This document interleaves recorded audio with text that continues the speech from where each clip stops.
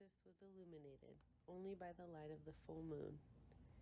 He was 20 minutes from his tent, and he began to make his way there. He was alarmed by what had happened. He had succeeded in reaching through to the soul of the world, and now the price for having done so might be his life. It was a frightening bet, but he had been making risky bets ever since the day he had sold the sheep to pursue his personal legend.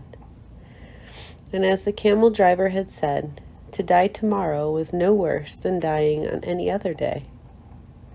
Every day was there to be lived or to mark one's departure from this world.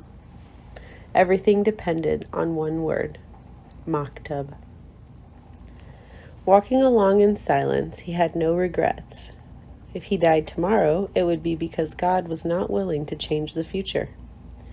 He would at least have died after crossing the strait, after having worked in a crystal shop, and after having known the silence of the desert and Fatima's eyes. He had lived every one of his days intensely, and since he had left home so long ago. If he had died tomorrow, he would already have seen more than other shepherds, and he was proud of that. Suddenly he heard a thundering sound, and he was thrown to the ground by such a wind that he had never known. The area was swirling in dust so intense that it hid the moon from view. Before him was an enormous white horse, rearing over him with a frightening scream. When the blinding dust had settled, the boy trembled at what he saw. Astride the animal was a horseman, dressed completely in black, with a falcon perched on his left shoulder. He wore a turban, and his entire face, except for his eyes, was covered in a black kerchief. He appeared to be a messenger from the desert, but his presence was much more powerful than that of a mere messenger. The strange horseman drew an enormous curved sword from a scabbard mounted on his saddle. The steel of its blade glittered in the light of the moon.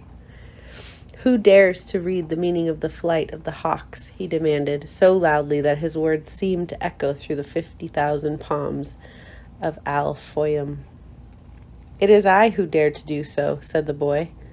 He was reminded of the image of Santiago Matamoros, mounted on his white horse, with the infidels beneath his hoofs. This man looked exactly the same, except that now the roles were reversed. "It is I who dared to do so," he repeated, and he lowered his head to receive a blow from the sword. "Many lives will be saved, because I was able to see through to the soul of the world." The sword didn't fall. Instead, the stranger lowered it slowly until the point touched the boy's forehead. It drew a drop of blood. The horseman was completely immobile, as was the boy. It didn't even occur to the boy to flee. In his heart, he felt a strange sense of joy. He was about to die in pursuit of his personal legend, and for Fatima. The omens had been true, after all. Here he was, face to face with his enemy, but there was no need to be concerned about dying.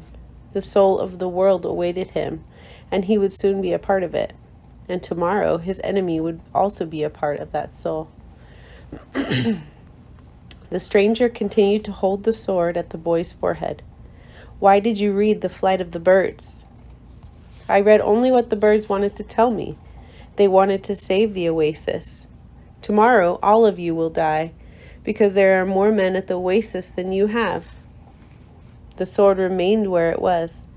"Who are you to change what Allah has willed?" "Allah created the armies, and He also created the hawks. Allah taught me the language of the birds. Everything had been written by the same hand," the boy said, remembering the camel driver's words. The stranger withdrew the sword from the boy's forehead, and the boy felt immensely relieved, but he still couldn't flee.